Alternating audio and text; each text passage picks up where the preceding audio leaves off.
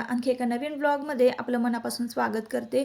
तुम्हाला आजचा दिवस सुखाचा, आनंदी आणि आरोग्यदायी जाओ। तुम्ही जी काही स्वप्न पाहिली असतील ती सगळी स्वप्न तुमची पूर्ण होत। त्याचबरोबर शुभ दुपार, दुपारची वेळ आहे आणि आज ना आमच्याकडे प्लंबिंगचं काम काढलेलं आहे। तर वॉशिंग मशीन आमची बाथरूममध्ये असते, तर ती बाहेर काढलेली आहे आणि बघताय तुम्ही थोडीशी म्हणजे अशी मळलेली आहे, ती धूळ वगैरे पाणी उडून ना मळलेली होती। आणि आज ना टेरेसवरची जी टाकी आहे, मेन पाण्याची टाकी, तर ती आम्हाला बदलायची होती। गेले 15 वर्ष ना आम्ही टाकी जी वापरतोय जुनी ती आता फाटलेली आहे। म्हणजे पूर्ण अशी चिरटली, त्याला चिरा गेलेल्या आहेत आणि थोडंसुद्धा पाणी त्यामध्ये राहत नव्हतं। थोडंसं जे पाणी राहायचं तर आम्हाला दिवसातनं 2-3 वेळा मोटर चालू करायला लागायची। तर आता आम्ही ती टाकी चेंज केलेली आहे। मग आता ती उपसायची आहे जुनी पाण्याची टाकी, म्हणून मग म्हटलं आता पाणी वायाला जाईल तर बाथरूम क्लिनिंगला काढूया, म्हणजे ते पाण्याचा योग्य वापर पण होईल आणि बाथरूम पण स्वच्छ होईल। आता ना आषाढ महिना संपत येईल आणि अमावस्येला श्रावण महिन्याला सुरुवात होईल। तर आता श्रावणात आपण साफसफाई करायला काढतो, संपूर्ण घराची साफसफाई करतो, जेणेकरून श्रावणामध्ये भरपूर असे सणवार लागोपाठ आलेले असतात, म्हणून घर स्वच्छ असणं गरजेचं असतं। तर म्हटलं चला सुरुवात ना बाथरूमपासूनच करूया। तर ही पाण्याची टाकी ना जवळजवळ म्हणजे बघा माझ्या उंचीपेक्षा जास्त होती। म्हणजे आता माझी उंची बघा 5 फूट 2 इंच आहे, तर मला असं वाटतंय की टाकी ही 6 फुटाची असावी। खूप उंच होती माझ्या उंचीपेक्षा आणि 2000 लिटरची ही पाण्याची टाकी होती। समृद्धीची घेतलेली आहे आम्ही, समृद्धी ब्रँडची। आता जवळजवळ 20-25 वर्ष म्हणजे गॅरंटी आहे की जाईल ही टाकी, त्या टाकीला काहीच होणार नाही। तर आता संपूर्ण सगळे नळं सगळ्या खालच्या घरातले, म्हणजे खालीसुद्धा तसंच आहे ना, वर जसं आहे 2 BHK आमचं, तसं खालीसुद्धा 2 BHK आहे। तर तिथले सुद्धा नळं आणि वरची सुद्धा नळं मोकळे सोडले होते, वरची पाण्याची टाकी खाली होण्यासाठी। तर ते पाणी सगळं असं वायालाच जात होतं, तर म्हटलं चला आता ही क्लिनिंग करून घेऊया। त्या व्हाईट कॅट ॲसिड मी तुम्हाला सुरुवातीला दाखवलं, ते 15 मिनटं ना मी बाथरूममध्ये असं पसरवून ठेवलं होतं। त्यानं बाथरूम एवढं छान क्लीन होतं ना। मागेसुद्धा मी याचा व्हिडिओ तुम्हाला तुमच्याबरोबर शेअर केला होता की तुमच्याकडे जर व्हाईट कॅट ॲसिड मिळत असेल ना, तर तुम्ही आवर्जून बाथरूममध्ये ते टाका 15 मिनटं। तुमचे कसले जर म्हणजे कितीही हट्टे असू दे, क्षाराचे डाग किंवा कशाचेही डाग जर तुमचे असतील बाथरूममध्ये, तर ते इझिली क्लीन होतात। म्हणजे ते टाकल्या टाकल्या लगेच लूज पडतात, लगेच ते आपोआपच असं निघायला, डाग म्हणा किंवा असं सिमेंटचे वगैरे पांढरे डाग जरी असतील ना, तरीसुद्धा ते लूज होतात आणि एकदम असं बाथरूम चकाचक होतं। चालूच आहे की हे काय, हे पद्धती म्हणून बंद केलं। टॉयलेट धुतलं, बाथरूम धुतलं ना।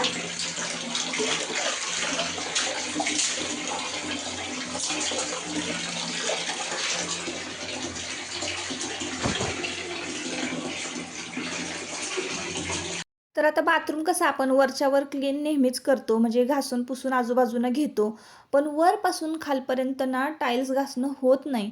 म्हणून मग मी वरपासून खालपर्यंत सगळ्या एक ना एक टाईल्स एकदम स्वच्छ घासून घेतल्या होत्या।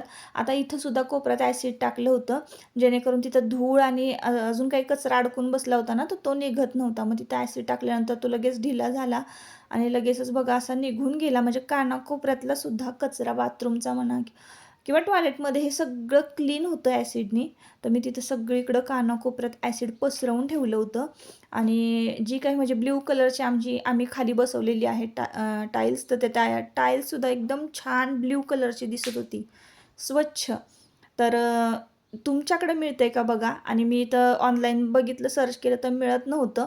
आता ह्या टाईल्स बघा किती चकचकी म्हणजे चकचक करायला लागलेले आहेत। तुमच्या टाईल्सवर पण जर काही डाग असतील असे पिवळे चिकट, म्हणजे जुन्या झालेले असतील, जुनं बांधकाम असेल, तर जुन्या बांधकामाच्या टाईल्सवर म्हणा खूप सारे ना असे डाग पडलेले असतात पिवळे, आणि कितीही स्ट्रॉंग आपण वापरलं, म्हणजे लिक्विड वापरलं वेगवेगळ्या ब्रँडचे, तर ते निघत नाही। ते व्हाईट कॅट ॲसिड स्प्रे केलं ना की पांढरी शुभ्र अशी स्टाईल होते बरं का, सॉरी टाईल्स होते। आणि त्यानंतर चला आता इकडे ना काय झालं, गाऊन माझा ना भिजला, मग परत चेंज करून आले, मी गाऊन वाळत घातला। आता परत हे भिजले की परत मी असं दिवसभर माझं चालूच होतं हे काम, आणि वर प्लंबिंगचं काम चालू होतं ना टेरेसवर, तर माझं इकडं पटपट पटपट सगळं घासायचं पुसायचं चाललं होतं। जसं चारी बाजूने मी टाईल्स घासून घेतल्या आणि दरवाजासुद्धा स्वच्छ घासून घेतलेला आहे. कसं होतं ना, आपलं कधी लक्षही जात नाही बाथरूमच्या आणि टॉयलेटच्या दरवाजाकडं, की ते पुसून घ्यावं. आपण मेन डोअर दर अमावस्या पौर्णिमेला पुसतो, खिडक्या पुसतो, फॅन पुसतो, जाळ्या काढतो, हे सगळ्या गोष्टी करतो. पण टॉयलेट बाथरूमचे दरवाजेसुद्धा पुसणं स्वच्छ तितकंच गरजेचं आहे. तर म्हटलं चला आता हे बाथरूम धुवायला काढले ना, तर हे सुद्धा पुसून घेऊया. आधी ना संपूर्ण टब वगैरे टपावर सुद्धा माझे पांढरे पाण्याचे पांढरे डाग पडले होते. हा अंघोळीचा टप आहे आमचा आणि मग जो आहे ना त्याच्यावर सुद्धा असं चिकट साबणाचे म्हणा किंवा कशाचेही डाग असतात तर ते पण पडले होते ना, म्हणून त्याच्यावर सुद्धा मी ॲसिड टाकून ते भिजत ठेवलं होतं. इतकं छान चकचकीत निघालं ना आता टप आणि मग घासून घेतलेला आहे स्वच्छ. तसाच हा स्टूलसुद्धा मी एकदम स्वच्छ घासून घेतला. ही भांडी जर स्वच्छ असतील ना तर अंघोळ करायला बरं वाटतं, असं म्हणजे किळसवाणं वाटत नाही. नाहीतर ह्या वस्तू अशा गिळगिळीत असतील ना अजिबात असा म्हणजे बाथरूममध्ये जावंसं वाटत नाही, अंघोळ करावंसं वाटत नाही. तर म्हणूनच ना बाथरूम आपण घर आणि किचन स्वच्छ ठेवतो ना त्यापेक्षा जास्त बाथरूम स्वच्छ ठेवणं गरजेचं असतं. मग आपल्याला म्हणजे कसं सकाळी सकाळी उठलं की आपल्या दिवसाची सुरुवात ही बाथरूमपासूनच होत असते. बाथरूमला गेलो अंघोळीला की तिकडनं फ्रेश होऊनच आपण बाहेर पडतो आणि मग देवघर, मग किचन असं असतं आपलं रुटीन. म्हणजे माझं तरी तसंच असतं. त्याच्यामुळं बाथरूम जितकं स्वच्छ ठेवता येईल तितकं मी स्वच्छ ठेवते. आता आमच्या ह्या बांधकामाला 15-16 वर्ष झाले, पण तुम्हाला कुठेही म्हणजे नळ असा तुम्हाला जुना दिसणार नाही, कानाकोपऱ्यात डाग नाही, पिवळे कसले असं कधीच दिसणार नाही. याचं सगळ्यात म्हणजे मोठं कारण आहे की वरच्यावर स्वच्छता. वरच्यावर स्वच्छता करत राहिलो ना, की जास्त काही म्हणजे असं घाण वाटत नाही किंवा टाईल्सला जागोजागी कानाकोपऱ्यात असे डाग राहत नाही पक्के बसलेले. नाहीतर काही काही जणांचं म्हणजे बाथरूम मी बघितलेलं आहे जुने बांधकाम असलेलं घरांचं, तर अजिबात म्हणजे ते मला तिथं थांबावं पण वाटत नाही असं आहे. तर ही काच आहे ना, आता कसं लाईट वगैरे गेली रात्रीची किंवा बाथरूममध्ये काही काम असेल तर मग हे काचच प्रकाश द्यायचं काम करते. म्हणजे बाहेरचा उजेड जो आहे तो आतमध्ये ह्या काचेतूनच जातो, म्हणून ही काच पण स्वच्छ करून घेतली बाथरूमच्या वरची. कधी डोक्यात पण येत नसतं आपल्या की ही काच पुसली पाहिजे किंवा हा दरवाजा स्वच्छ पुसला पाहिजे. आता बाथरूममधनं तर म्हणजे बाथरूमच्या खिडकीतून उजेड येतोच, पण काचेतून पण भरपूर असा प्रकाश येतो. जितका प्रकाश आपल्या घरामध्ये किचनमध्ये असतो तितकाच म्हणजे किचनमध्ये, हॉलमध्ये, खिडकीतून प्रकाश पडतो तितकाच बाथरूममध्ये सुद्धा छान प्रकाश पडणं गरजेचं आहे.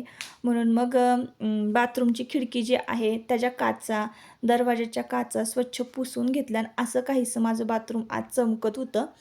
तर वरच्या तुम्ही टाईल्स वगैरे बघू शकताय. वर व्हाईट कलरचा म्हणजे कलर दिलेला आहे. तर व्हाईट कलर वर दिला ना, की एकदम असं म्हणजे ब्राईट वाटते बाथरूम. कारण याच्या आधी ना मी ग्रे कलर देऊन बघितलं होतं, तो असा अंधार वाटत होता बाथरूममध्ये.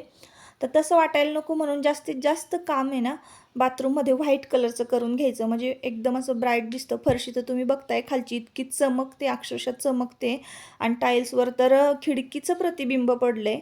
इतक्या टाईल्स चमकतायत आणि काही नाही, मी फक्त विम लिक्विडनं आणि भांड्याच्या घासणीनं संपूर्ण टाईल्स घासून काढलेले आहेत. आता तुम्हाला बाजूच्या म्हणजे टाईल्सवर खिडकीचं प्रतिबिंब पडलेलं दिसत असेल, इतकी टाईल्स चमकत होती.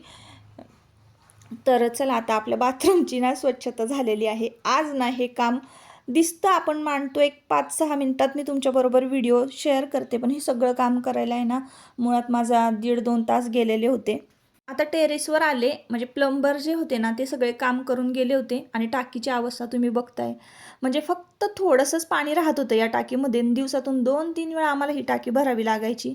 आता तिची अवस्था काय झालेली आहे, इतकी फाटली होती ही टाकी, तुटली होती आणि तरीही आम्ही तशीच 5-6 महिने वापरली. कारण टाकी घ्यायचं म्हटलं की आम्हाला जवळजवळ ही टाकी सगळी बसवायला खर्च आलेला आहे 17-18 हजार रुपये. त्याच्यामुळं मग एकदम कॅशमध्ये सगळं करणं किंवा मध्यमवर्गीय माणसांना हे नाही जमत असं असतं. तर ही समृद्धीची 2,000ची टाकी घेतलेली आहे आणि चला मग म्हटलं, आणि कशी याच्यापेक्षा जास्त मोठी घेतली असती ना तर ती स्वच्छ करता आली नसती. पाण्याच्या टाक्या दर महिन्याला किंवा ती 2-3 महिन्यातनं तरी स्वच्छ झाल्याच पाहिजे, आतनं धुतल्या गेल्याच पाहिजेत. तर चला आत्ता वाजले दुपारचे 3 आणि टाकी एकदम व्यवस्थित बसवली बरं का, हे बघण्यासाठी मी वर आले. पाऊस चालू झालेला आहे आणि टाकीची अवस्था बघा काय झालेली, इतकी फुटली होती टाकी. आणि दुपारचे आता 3 वाजलेले आहेत. तर मला म्हणजे आता जेवण वगैरे झालं, चला म्हटलं झोपूयात, 1 तासभर तरी झोपूयात, कारण सकाळी लवकर उठले मी. अजिबात मला म्हणजे कितीही मी प्रयत्न केला ना तरी मला झोपच लागत नाही दुपारची, का काय माहिती. कारण मुलं सकाळी लवकर स्कूलमध्ये जाण्यासाठी उठले होते, तर ते दोघं देवाण झोपलेलं आहे. आयुष अजिबात झोपत नाही, ऐकलं सुद्धा माझ्यासारखीच दुपारची अजिबात झोप नाही लागत. तर आता राहिलेलं आहे काय काम, तर मशीनवर बसायचे, मला ब्लाऊज कंप्लीट करायचे आहेत. श्रावण महिना आता जवळ येतोय, जसं जसं श्रावण महिना जवळ येईल ना तसं सणवार जवळ येतात. तर ती जी सणवाराची कामं आहेत आधीची ती पण मला पटपट आटपायची आहेत, आणि माझं जे काही आहे काम ते पण मला आटपायचं आहे. शिवाय मी विचार करते की गणपतीमध्ये स्टॉल लावला पाहिजे, तर त्या स्टॉलला भरपूर क्वांटिटी असलेला म्हणजे माल मला अवेलेबल करायचा आहे, स्वतः बनवायचं आहे घरी पण.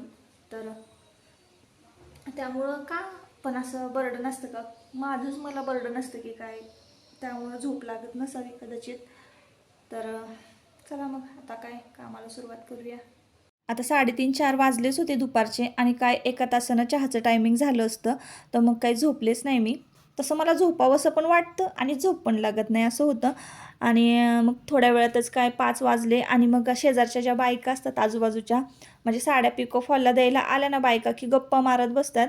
आणि मग काय टाईम असंच निघून जातो. तर मग गप्पा मारता मारता 6 वाजले आणि अंधार पडला 6:30. आता मी इथं शोधत होते मेजर टेप, पण मेजर टेपच सापडत नव्हता.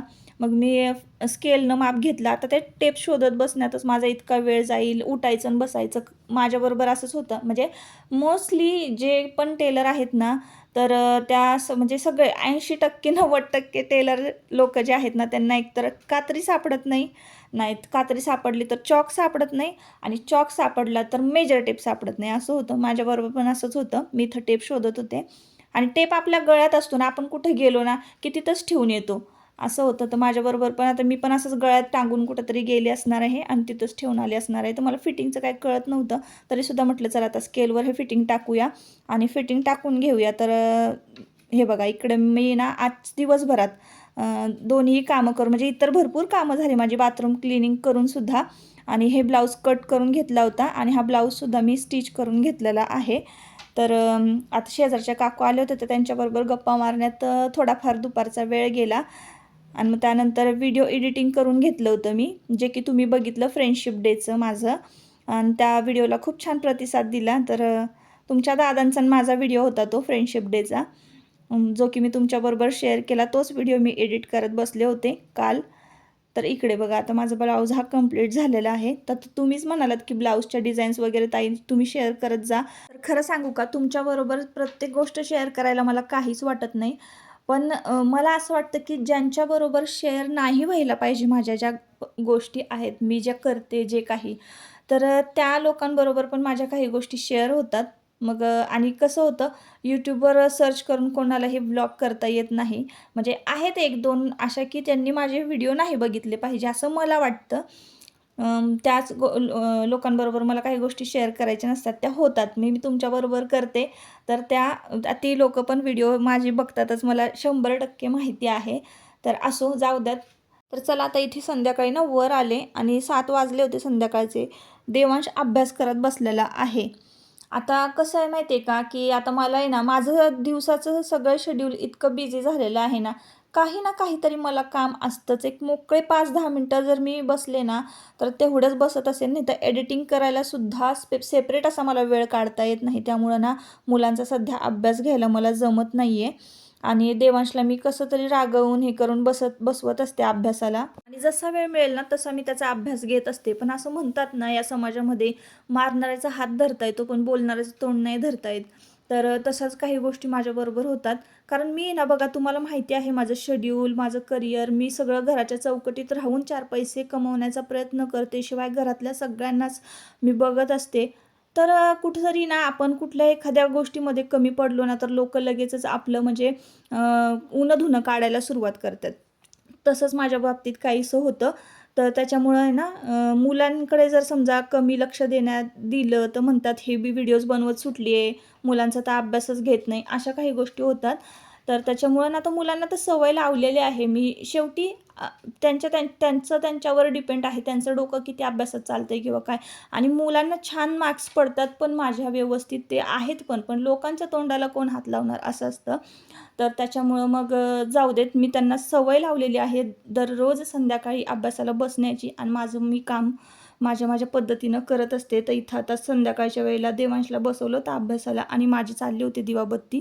मी खाली स्टिचिंगचं काम पूर्ण करून वरती आले. आता माझं दिवाबत्ती झाली की इथून पुढे मग स्वयंपाकाला लागायचं, ह्या सगळ्या गोष्टी. तर चला मग आता या व्हिडिओचा इथंच शेवट करते. तर परत आपण पुन्हा भेटूया नवीन एका ब्लॉगमध्ये. तोपर्यंत स्वतःची काळजी घ्या, मजेत राहा. तर चला मग आता ह्या लोकांचं काय डोक्यावर घ्यायचं नाही असं ठरवलं. आपलं आपलं काम करत राहायचं. चला भेटूया नेक्स्ट ब्लॉगमध्ये. Bye bye.